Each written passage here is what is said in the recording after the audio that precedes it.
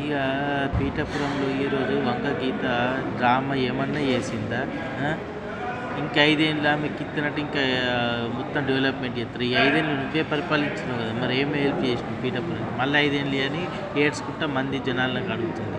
ఇటువంటిది సెంటిమెంట్లకు లొంగే రోజులు పోయినాయి. ప్రజలందరూ గమనిస్తున్నారు. ఇక అన్నీ అయిపోయినాయి. ఆమెకు మనసులోకి వచ్చేసింది, ఇక నేను ఓడిపోతున్నా అని. ఒకటి ఏడ్చుడు ఒకటి లెక్కుండి ఏడ్చుకుంటూ ఎదుగుతున్నది. ఇటువంటి మాటలకు ఎవరు లొంగరు తెలుసా?